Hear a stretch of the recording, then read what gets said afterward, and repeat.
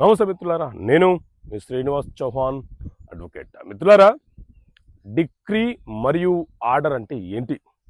చాలా వరకు మనము సివిల్ కేసులకు సంబంధించిన విషయాలలో ఈ రెండు పదాలు వింటూ ఉంటాము. కేసులో ఆ వ్యక్తికి డిక్రీ వచ్చింది అని, కేసులో అతనికి ఆర్డర్ వచ్చిందనే పదాలను వింటుంటూ ఉంటాం. అయితే అసలు డిక్రీ అంటే ఏంటి, ఆర్డర్ అంటే ఏంటి? మిత్రులారా, మన దేశంలో సివిల్ వివాదాలు పరిష్కారం కోసం సిపిసి సివిల్ ప్రొసీజర్ కోడ్ అనే చట్టం బ్రిటిష్ కాలం నుంచి అంటే 1908 నుంచి అమల్లో ఉన్నది. ఈ చట్టాన్ని చివరిసారిగా 2002వ సంవత్సరంలో సవరణ చేసినారు. ఈ చట్టంలో మనకు ఒక 158 సెక్షన్స్ ఉంటాయి. అందులోని సెక్షన్ 2 ఏం చెప్తుంది అని అంటే,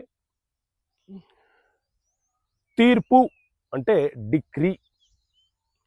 ఏదైనా ఒక సివిల్ వివాదానికి సంబంధించిన కేసు సివిల్ న్యాయస్థానములో ఫైల్ చేశాక సివిల్ న్యాయస్థానము ఆ కేసుని విచారణ జరిపి వాదోపవాదనలు విని చివరగా తుది తీర్పు ఒకటి వెలువరిస్తుంది.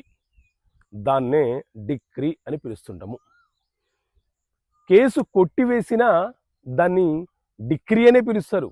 కానీ దాంట్లో అంటే కేసు కొట్టివేసినటువంటి డిక్రీలో ఎవరికి హక్కులున్నాయి అన్న విషయాన్ని నిర్ధారణ చేయదు, డిస్మిస్ చేయడం అనేది ఉంటుంది.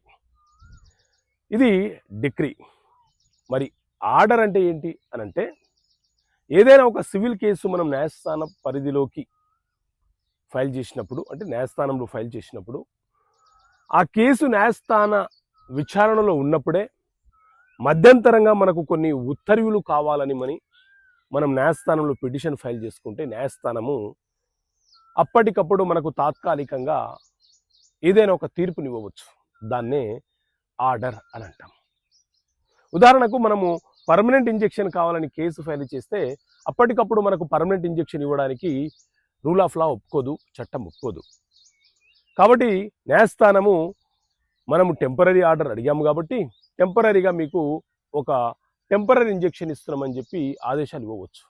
ఇది జడ్జిమెంట్కి, తీర్పుకి మరియు ఆర్డర్కి ఉన్నటువంటి తేడా. అయితే విడాకుల కేసులో, అలాగే నష్టపరిహారం కోరుతూ కేసు ఫైల్ చేసిన సందర్భంలో, యాక్సిడెంట్కి సంబంధించిన కేసులలో వచ్చే తీర్పులన్నీ కూడా తీర్పులుగా, డిక్రీలుగా పిలువబడవు. అవి ఆర్డర్లుగానే పిలువబడతాయి. ఇది గుర్తుపెట్టుకోవాల్సినటువంటి అంశం. ఓకే మిత్రులారా, థ్యాంక్ యూ. జై హింద్.